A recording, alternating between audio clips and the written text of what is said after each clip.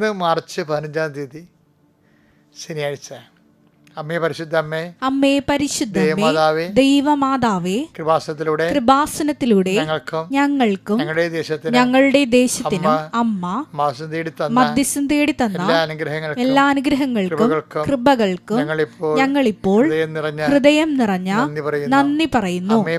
അമ്മേ പരിശുദ്ധ ദൈവമാതാവേ, 2004 ഡിസംബർ 7 ഉച്ചകഴിഞ്ഞ് 2:30 കൃപാസനത്തിൽ സംഭവിച്ച അമ്മയുടെ പ്രത്യക്ഷപ്പെടലിനെ കുറിച്ച് തിരുസഭയ്ക്ക് സമർപ്പിച്ചിരിക്കുന്ന പഠനരേഖകളുടെ മേൽ സഭാത്മകമായ പഠനം ആരംഭിക്കുവാൻ ഞങ്ങൾ താഴ്മയോടെ പ്രാർത്ഥിക്കുന്നു. അമ്മേ പരിശുദ്ധമേ, ഭൂസ്വർലോകങ്ങളുടെ രാജ്ഞിയായ അങ്ങേയ്ക്ക് ഭൗമ സംരക്ഷണത്തിനായി പ്രപഞ്ച പ്രകൃതിയെ തന്നെ തിരുസഭ പ്രതിഷ്ഠിക്കുവാൻ ഈ പ്രത്യക്ഷീകരണം വഴി ഇടയാക്കണമേ. പരിശുദ്ധമേ, ജപമാല മാതാവേ, സകല കൃപാസനം പ്രാർത്ഥനയോടും ചേർത്ത് ഞങ്ങളിപ്പോൾ പ്രാർത്ഥിക്കുന്ന ഈ കുടുംബത്തിന്റെ പ്രത്യേക നിയോഗം. മക്കളെ,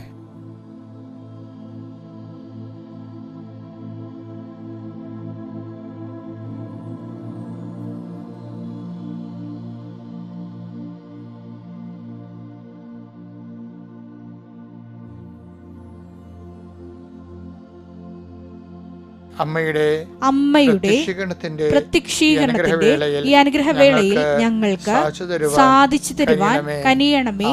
ആമേൻ. വിശ്വാസ പ്രമാണം. സർവശക്തനായ പിതാവും ആകാശത്തിന്റെയും ഭൂമിയുടെയും സൃഷ്ടാവുമായ ദൈവത്തിൽ ഞാൻ വിശ്വസിക്കുന്നു. അവിടുത്തെ ഏകപുത്രനും ഞങ്ങളുടെ കർത്താവുമായ ഈശോ മിശിഹായിലും ഞാൻ വിശ്വസിക്കുന്നു. ഈ പുത്രൻ പരിശുദ്ധാത്മാവിനാൽ ഗർഭസ്ഥനായി കന്യകാമറിയത്തിൽ നിന്ന് പിറന്ന് പൊന്തിയോസ് പീലാത്തോസിന്റെ കാലത്ത് പീഡകൾ സഹിച്ച് കുരിശിൽ തറയ്ക്കപ്പെട്ട് മരിച്ച് അടക്കപ്പെട്ട് പാതാളങ്ങളിൽ ഇറങ്ങി മരിച്ചവരുടെ ഇടയിൽ നിന്ന് 3-ാം നാൾ ഉയർത്ത് സ്വർഗത്തിലേക്ക് എഴുന്നള്ളി സർവശക്തിയുള്ള പിതാവായ ദൈവത്തിന്റെ വലതുഭാഗത്തിരിക്കുന്നു. അവിടെ നിന്ന് ജീവിക്കുന്നവരെയും മരിച്ചവരെയും വിധിക്കുവാൻ വരുമെന്നും ഞാൻ വിശ്വസിക്കുന്നു. പരിശുദ്ധാത്മാവിലും ഞാൻ വിശ്വസിക്കുന്നു. വിശുദ്ധ കത്തോലിക്കാ സഭയിലും പുണ്യവാന്മാരുടെ ഐക്യത്തിലും പാപങ്ങളുടെ മോചനത്തിലും ശരീരത്തിന്റെ ഉയർപ്പിലും നിത്യമായ ജീവിതത്തിലും ഞാൻ വിശ്വസിക്കുന്നു. ആമേൻ. സ്വർഗ്ഗസ്ഥനായ ഞങ്ങളുടെ പിതാവേ, അങ്ങയുടെ നാമം പൂജിതമാകണമേ. അങ്ങയുടെ രാജ്യം വരണമേ. അങ്ങയുടെ തിരുമനസ് സ്വർഗത്തിലെ പോലെ ഭൂമിയിലും ആകണമേ. അന്നു വേണ്ടുന്ന ആഹാരം ഇന്ന് ഞങ്ങൾക്ക് തരണമേ. ഞങ്ങളോട് തെറ്റ് ചെയ്യുന്നവരോട് ഞങ്ങൾ ക്ഷമിക്കുന്നത് പോലെ ഞങ്ങളുടെ തെറ്റുകൾ ഞങ്ങളോടും ക്ഷമിക്കണമേ. ഞങ്ങളെ പ്രലോഭനത്തിൽ ഉൾപ്പെടുത്തരുതേ, തിന്മയിൽ ഞങ്ങൾ രക്ഷിക്കണമേ. ആമേൻ. നന്മ നിറഞ്ഞ മറിയമേ, സ്വസ്തി. കർത്താവ് അങ്ങയുടെ കൂടെ സ്ത്രീകളിൽ അങ്ങ് അനുഗ്രഹിക്കപ്പെട്ടവളാകുന്നു. അങ്ങയുടെ ഉദരത്തിൻ ഫലമായി ഈശോ അനുഗ്രഹിക്കപ്പെട്ടവനാകുന്നു. പരിശുദ്ധ മറിയമേ, തമ്പുരാന്റെ അമ്മേ, പാപികളായ ഞങ്ങൾക്ക് വേണ്ടി ഇപ്പോഴും ഞങ്ങളുടെ മരണസമയത്തും തമ്പുരാനോട് അപേക്ഷിക്കണമേ. ആമേൻ. എൻ്റെ പ്രിയപ്പെട്ടവരെ, ദൈവത്തിൻ്റെ കൈകളിലേക്ക് നിങ്ങളുടെ കൈകളെ പിടിപ്പിച്ചുകൊണ്ട് ഇന്നത്തെ ദിവസത്തിൻ്റെ സഞ്ചാരം ആരംഭിക്കുകയാണ്. അനുദിന അനുഗ്രഹ പ്രാർത്ഥനയിലൂടെ. കർത്താവേ, ഞങ്ങൾക്ക് വേണ്ടി ക്രൂശിക്കപ്പെട്ടവനെ, മരണത്തോട് കീഴ്വഴങ്ങിക്കൊണ്ട് ഞങ്ങളെ സ്നേഹിച്ചവനെ, നിന്റെ അനന്തമായ കാരുണ്യത്തെ ഞങ്ങൾ അനുസ്മരിക്കുന്നു. ഇന്നത്തെ ദിവസം നിന്റെ സ്നേഹം തിരിച്ചറിയാനുള്ള പുതിയ മുഹൂർത്തങ്ങൾ ഞങ്ങൾക്ക് നൽകണമെന്ന് പ്രാർത്ഥിക്കുന്നു. കർത്താവെ, അനുഭവങ്ങളുടെ അങ്ങേ അറിയുവാനും ആ അനുഭവത്തിൻ്റെ ബോധ്യത ജീവിക്കുവാനും ബോധ്യത്തിൻ്റെ സാക്ഷ്യത്തിൽ കർത്താവെ നിന്റെ മഹത്വത്തിൻ്റെ അടയാളമായി ഈ ഭൂമി പരിരസിക്കുവാൻ അങ്ങയുടെ മക്കളെ അഭിഷേകം ചെയ്യണമെന്ന് പ്രാർത്ഥിക്കുന്നു. കർത്താവ്, നിന്റെ ഉന്നതമായ നാമത്തിന് സ്വസ്ഥം ചെയ്യുന്ന കർത്താവെ, കർത്താവ് നിന്റെ വിശുദ്ധ പൗരോഹിത്യത്തെ മഹത്വപ്പെടുത്തണമേ. കർത്താവെ, അനേകം മക്കൾ കണ്ണീരോടെ അങ്ങയുടെ തിരുസന്നിധിയിൽ നിന്നെ നാഥനും രക്ഷകനുമായി ഏറ്റുപറഞ്ഞുകൊണ്ട് പ്രാർത്ഥിക്കുകയാണ്. കർത്താവ്, മുടി കൊഴിഞ്ഞു പോകുന്നവരെ ഞാനിപ്പോൾ കാണുന്നുണ്ട്. ഇതൊന്നും ചിന്തിക്കപ്പോലും ഇല്ലായിരുന്ന സമയത്ത് ഞാനത് കാണുന്നുണ്ട്. കർത്താവ്, അത് കീമോ എടുത്തവരായാലും ശരി, അല്ലാതെ തന്നെ പ്രായാധിക്യത്താലും അല്ലെങ്കിൽ അകാല വാർദ്ധക്യത്താലും മുടി കൊഴിയുന്നവരുണ്ട്. ഈശോയെ, അങ്ങനെയുള്ളവരെല്ലാം കുറച്ച് നാണിക്കുകയും വിഷമിക്കുകയും ചെയ്യുന്നുണ്ട്. കല്യാണം ഒത്തുവരാത്തവരുണ്ട്. അങ്ങനെ മനസ്സിന് സങ്കടമുള്ളവരുണ്ട്. ഈശോ, അവരെല്ലാം നീ സ്പർശിക്കണമേ. അവരുടെ സങ്കടങ്ങൾ കർത്താവ് നീ പരിഹരിക്കണമേ പ്രാർത്ഥിക്കുന്നു. വിവാഹം ഒത്തുവരാത്ത മക്കൾ, വിവാഹത്തിന് കാലമായിട്ടും കാലം കഴിഞ്ഞിട്ടും ജീവിത പങ്കാളിയെ കിട്ടാനോ അതിനുള്ള ഒരു സാഹചര്യം ഒരുങ്ങാത്ത കുടുംബങ്ങളെ പ്രത്യേകം ശ്രമിച്ച് പ്രാർത്ഥിക്കുന്നു. കർത്താവെ, ഭവനവും ഇല്ലാത്ത ദിവസം പ്രാർത്ഥിക്കുന്നു, മക്കൾ ഇല്ലാത്ത ദിവസം പ്രാർത്ഥിക്കുന്നു, മക്കൾ പഠിക്കാത്തവരുണ്ട് ഈശോയെ, ഹൈപ്പർ ആക്ടിവിറ്റികളുണ്ട് ഈശോയെ, ഒട്ടിസം ഉള്ളവരുണ്ട് ഈശോയെ, മക്കൾ കൊണ്ട് പൊറുതിമുട്ടിട്ട് ജീവിക്കാൻ പറ്റാതെ പലതരത്തിലുള്ള തിന്മകൾ അകപ്പെട്ടിരിക്കുന്ന മക്കൾ കുടുംബത്തിന് അസമാധാനം ഉണ്ടാക്കുന്നവരുണ്ട് ഈശോയെ. ഈശോ, ഇവർ ജനിക്കാതിരുന്നെങ്കിൽ, വെല്ലോടത്തും ചത്തുപോയിരുന്നെങ്കിൽ പോലും ആഗ്രഹിക്കുന്ന മനസ്സുകൊണ്ട് പ്രായിപ്പോകുന്ന രീതിയിൽ ജീവിക്കുന്ന മക്കളുണ്ട് ഈശോയെ. അവരെല്ലാം നീ തൊടണമേ, നിൻ്റെ തിരുരക്തത്തിൽ അവരെ കഴുകണമേ. കർത്താവെ, അങ്ങയുടെ പീഡാനുഭവത്തിൻ്റെയും കുരിശുമരണത്തിൻ്റെയും യോഗ്യതയാൽ കർത്താവ് കഞ്ചാവിനും മയക്കുമരുന്നിനും അടിപ്പെട്ടിരിക്കുന്ന മക്കളുടെ ആന്തരിക അവബോധ മനസ്സുകളെയും ആന്തരിക ശീലങ്ങളെ കർത്താവ് നീ കഴുകണമേ. എൻ്റെ കർത്താവിന് ഉന്നതമായ നാമത്തിൽ അമ്മ മാതാവിൻ്റെ പ്രത്യേക മാധ്യസ്ഥ എല്ലാവിധ പൈശാചിക തിന്മകളും ദുശ്ശീലങ്ങളും എൻ്റെ മക്കളുടെ ഹൃദയത്തിൽ നിന്നും ജീവിതത്തിൽ നിന്നും കർത്താവ് യേശുവിൻ്റെ നാമത്തിൽ നീങ്ങിപ്പോട്ടെന്ന് കൽപ്പിക്കുന്നു. കർത്താവ്, സമാധാനമില്ലാത്ത കുടുംബങ്ങൾ, കേസിൽ അകപ്പെട്ട പോയ കുടുംബങ്ങൾ, പോസ്കോയിൽ അകപ്പെട്ടു പോയ കുടുംബങ്ങൾ, കള്ളക്കേസിൽ അകപ്പെട്ടിരിക്കുന്ന കുടുംബങ്ങളെ നീ കർത്താവ് നീ ഏറ്റെടുക്കണം പ്രാർത്ഥിക്കുന്നു. ഈശോ ജയിലിൽ നിന്ന് ഇറങ്ങിയ ഒരു കർത്താവ് സമാധാനത്തോടെ ജീവിക്കാനും ആ ജീവിതത്തിലേക്ക് പൊതുജീവിതത്തിലേക്ക് തിരിച്ചു വരുവാനും അങ്ങേക്ക് കഴിയും കർത്താവ്. അതിന് ആഗ്രഹിക്കുന്ന മക്കൾക്ക് അതുപോലെ സാഹചര്യങ്ങൾ ക്രമീകരിക്കണമെന്ന് പ്രാർത്ഥിക്കുന്നു. കർത്താവ്, അവർക്കുണ്ടായിരുന്ന അപമാനങ്ങളെല്ലാം മാറ്റിക്കൊടുക്കുകയും കർത്താവ് അവർ സമാധാനത്തോടെയും വിശുദ്ധിയോടെയും ജീവിക്കാനുള്ള ഒരവസരം ഉണ്ടാക്കാൻ പരിശുദ്ധമായ ദേവമാതാവെ അങ്ങനെയുള്ള കുടുംബങ്ങളെ കുറിച്ച് പ്രാർത്ഥിക്കുന്നു. ഭാര്യാഭർത്താക്കന്മാരെ കലഹത്തിൽ ഭിന്നതയിലിരിക്കുന്നവർ, അതുപോലെ തന്നെ ആത്മഹത്യയെക്കുറിച്ച് ചിന്തിക്കുന്നവർ, കർത്താവ് അതിനുവേണ്ടി കർത്താവ് വൈരാഗ്യ ബുദ്ധിയോട് മറ്റുള്ളവരെ പാഠം പഠിപ്പിക്കുന്നതിന് വേണ്ടി വൈരാഗ്യ ബുദ്ധിയോട് അതിനുവേണ്ടി ഒരുങ്ങുന്നവർ, അവരെല്ലാം സന്ദർശിക്കണം പ്രാർത്ഥിക്കുന്നു. എൻ്റെ കർത്താവിൻ്റെ ഉന്നതമായ നാമത്തിൽ സഭയുടെ അധികാരത്തെക്കുറിച്ച് അടയാളം ദൈവശക്തി അവസാദ രോഗങ്ങൾ, ഡിപ്രഷൻ രോഗങ്ങൾ, മനസ്സിൻ്റെ എല്ലാവിധത്തിലുള്ള മരവിപ്പ് രോഗങ്ങൾ യേശുക്രിസ്തു നാമത്തിൽ സൗഖ്യപ്പെട്ട് പ്രാർത്ഥിക്കുന്നു. ഈശോ നിന്റെ ഉന്നതമായ നാമത്തിന് സ്വന്തം ചെയ്യുന്നു. കർത്താവിൻ്റെ കരുണ പഠിക്കുന്ന മക്കൾ ഇവിടെ ആവശ്യിക്കട്ടെ, വിവാഹത്തിനായി ഒരുങ്ങുന്ന മക്കൾ മേൽ ആവശ്യിക്കട്ടെ, ആശ്രയി കിടക്കുന്ന മക്കൾ മേൽ ആവശ്യിക്കട്ടെ, രോഗികളുടെ മകളിൽ ആവശ്യിക്കട്ടെ. യേശുക്രിസ്തു നാമത്തിൽ മനസ്സമാധാനം അനുഭവിക്കട്ടെ.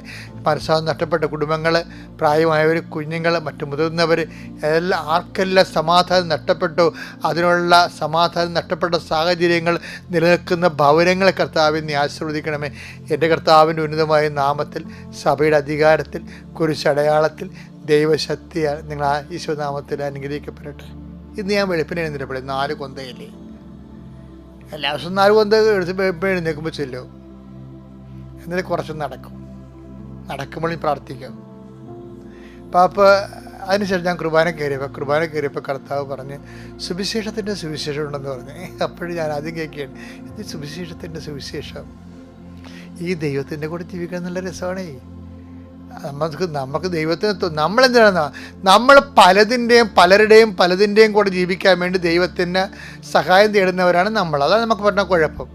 അങ്ങനെയൊന്നുമല്ല, നമ്മൾ ദൈവത്തിൻ്റെ കൂടെ ജീവിക്കുക എന്ന് പറഞ്ഞു കഴിഞ്ഞാൽ ദൈവത്തിന് വേണ്ടി ജീവിക്കുക, ദൈവത്തെ ഓർത്ത് ജീവിക്കുക, ദൈവത്തിൻ്റെ മഹത്വത്തിന് വേണ്ടി ജീവിക്കുക, ദൈവത്തിന് തോന്നുന്നത് നമ്മൾ ദൈവത്തിന് വേണ്ടിയാണ് ജീവിക്കണമെന്ന്. അങ്ങനെ തോന്നിയാൽ ദൈവം നമ്മളെ സീരിയസ് ആയിട്ട് എടുക്കും. അപ്പോൾ ഇന്ന് എന്നോട് പറഞ്ഞത് എന്താ അറിയാമോ, സുവിശേഷത്തിൻ്റെ സുവിശേഷം ഉണ്ടെന്ന് പറഞ്ഞു. അപ്പോൾ എനിക്കങ്ങനെ എന്താണ് ഈശോ പറയാൻ പോകുന്നതിനെക്കുറിച്ച് ഒരു ഐഡിയ ഇല്ല. സുവിശേഷം വി നോ ഇറ്റ്. പിന്നെ സുവിശേഷം എന്നിട്ട് ഈശോ പറഞ്ഞത് ലുക്ക 10:35 വായിച്ചേ.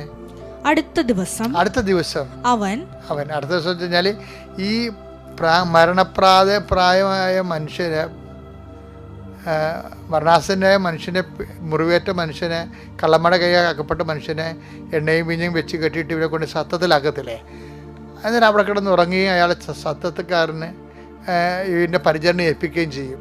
എന്നിട്ട് അയാൾ തിരിച്ച് രാവിലെ എഴുന്നേറ്റ് അയാളുടെ ബിസിനസ്സിന് പോകാൻ നേരത്ത് അയാൾ പറയുന്നത് വാക്കാണ് ഈ സുവിശേഷത്തിൻ്റെ സുവിശേഷം എന്ന് പറഞ്ഞത്. എന്താണത്?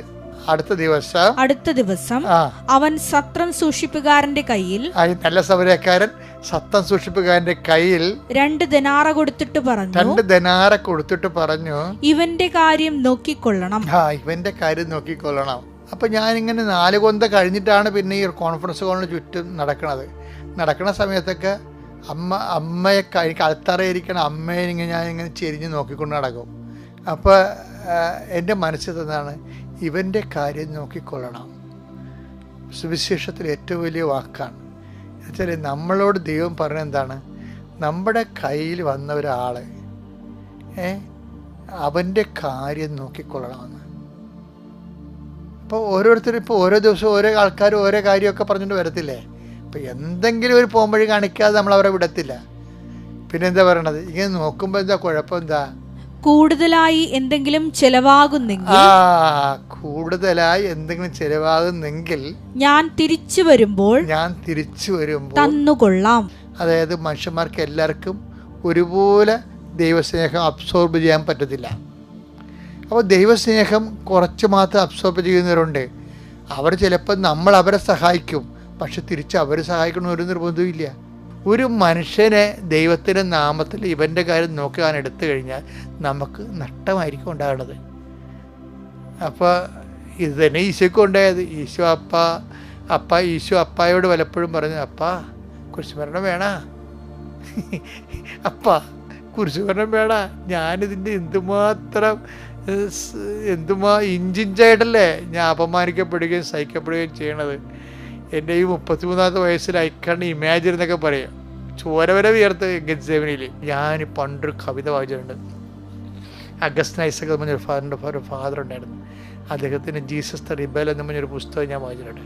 അതിനകത്ത് വായിച്ചിരിക്കുന്നത്, O father of mad love, you have loved men more than your son. അതായത് ഗെത്സേമനിൽ ഈശോ പ്രാർത്ഥിക്കണേ അപ്പായോട് വഴക്കിടും. O father of mad love, ഭ്രാന്തമായി മനുഷ്യനെ സ്നേഹിക്കുന്ന അപ്പ, you have loved your son more, you loved man more than your son. നിൻ്റെ മകനേക്കാൾ കൂടുതൽ നീ മനുഷ്യരെ സ്നേഹിച്ചില്ലേ എന്ന്. അതിൻ്റെ പേരിലാണല്ലോ ഇവൻ ക്രൂശിക്കപ്പെടേണ്ടി വരണത്. അപ്പോൾ അതൊക്കെ ഓർത്തിട്ട് ഈശോ പിതാവുമായിട്ട് ചില സമയത്ത് ഭയങ്കര ഹീറ്റ് ഡയലോഗ് വരും. പക്ഷെ ഒടുവിൽ അപ്പ പറയും, സാരമില്ല, കൂടുതൽ ചിലവാകും. അപ്പ പറയും, ശരി ജീസസ്, ഇറ്റ്സ് ഓക്കെ, കൂടുതൽ ചിലവാകും, അത് നീ തിരിച്ചു വരുത്തല്ലേ, ഇതെല്ലാം കഴിഞ്ഞ് അപ്പം ഞാൻ തന്നെ തന്നോളാം. അപ്പ ഇങ്ങനെ പറയുമ്പോഴാണ് ആളെ ബലം പ്രാപിക്കുന്നത്. ആളെ തൻ്റെ മഹത്വം അതിൽ പറയും, എൻ്റെ പിതാവിൻ്റെ മഹത്വത്തിലെ വാനം മേഘങ്ങളുടെ കൂടെ എഴുന്നള്ളി വരുമ്പോൾ എന്നൊക്കെ പറയുന്നത് എന്താണ്? അപ്പ പറഞ്ഞാണ് തിരികെ വരുമ്പോൾ പിന്നെ തിരിച്ച് പോണത് വന്ന പോലെ ആയിരിക്കത്തില്ല. വാനമേഘങ്ങളിൽ നീ മഹത്വത്തോടെ ആയിരിക്കും പോണത്. എന്തെങ്കിലും കൂടുതൽ ചിലവാകേണ്ടി നിൻ്റെ കുരിശിൻ്റെ ബലികളിൽ എന്തെങ്കിലും കൂടുതൽ ചിലവാകേണ്ടി വരുന്നെങ്കിൽ ഐ വിൽ റീഫണ്ട് ഇറ്റ് എന്ന് അപ്പ പറയും. അപ്പ പറഞ്ഞിട്ടാണ് ഈശോ പറയണത്. അപ്പ പറഞ്ഞതുപോലെ ഞാൻ നിങ്ങളോട് പറയുകയാണ്, എന്തെങ്കിലും സഹോദരനെ സന്ധിക്കുന്നതിൽ ചിലപ്പോൾ ചിലവാകേണ്ടി വരും, അപ്പോൾ ഐ വിൽ റീഫണ്ട് ഇറ്റ്. ഇവിടെ നമ്മുടെ കുടുംബജീവിതത്തിൽ ഇങ്ങനെ തന്നെയാണ്. നമ്മൾ ജീവിത പങ്കാളിയെ സ്നേഹിക്കുമ്പോൾ ചിലപ്പോൾ കൂടുതൽ ചിലവാകും. ഞാൻ മട്ടുത്തെന്നൊക്കെ പറഞ്ഞില്ലേ, അതിനെന്താ കൂടുതൽ ചിലവായിട്ട് അങ്ങനെ പറയണേ? ഇവിടുന്ന് എവിടെയെങ്കിലും പോയാൽ മതിയായിരുന്നു, മനുഷ്യൻ ചത്താൽ മതിയാന്നൊക്കെ പറയല്ലേ.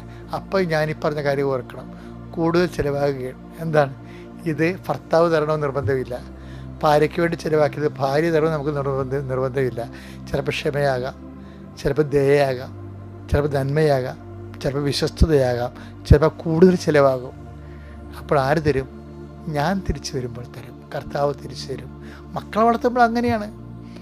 ഇപ്പോഴത്തെ മക്കളെ വളർത്തുകയെന്ന് വെച്ച് കഴിഞ്ഞാൽ 50% പേർക്ക് നഷ്ടമല്ലേ. കാര്യം അവരുടെ ഒരു സന്ധിപ്പ് നമുക്ക് കിട്ടണില്ലല്ലോ.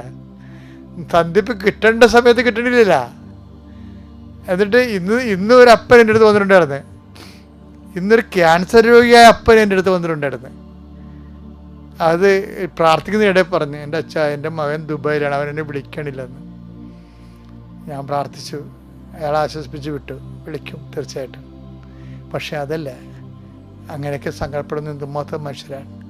മക്കളെ വളർത്തിയിട്ട് കൂടുതൽ ചിലവാകുന്നവരില്ലേ. അപ്പോൾ എത്ര മക്കൾക്കിന് തിരിച്ചു കൊടുക്കാൻ പോയാലും മക്കൾ മരിച്ചു കഴിയുമ്പോഴായിരിക്കും ചിലപ്പോൾ അപ്പ, അയ്യോ എൻ്റെ അമ്മ, എൻ്റെ അപ്പൻ എന്നൊക്കെ പറഞ്ഞ് ഭയങ്കര ഫേസ്ബുക്കിൽ പോസ്റ്റൊക്കെ ഇടുന്നില്ലേ. ഈ അണ്ണന്മാർ അവർ ജീവിച്ചിരുന്നപ്പോൾ എന്താണെന്ന് നമുക്കറിയത്തില്ല. കൂടുതൽ ചിലവാകും ഉറപ്പാണ്. അത് തിരിച്ചു തരാൻ ഒരാളുണ്ട്. ഇതെല്ലാം ടാലിയാക്കാൻ വേണ്ടി ഒരാളുണ്ട്. അതാരാണ്? നമുക്ക് വേണ്ടി ക്രൂശിക്കപ്പെട്ടവൻ, നമുക്ക് വേണ്ടി ഉയർത്തു നിന്നേറ്റവൻ, നമുക്ക് വീണ്ടും വരാതിരിക്കുന്നവൻ. അവൻ തിരിച്ചു വരുമ്പോൾ ടാലി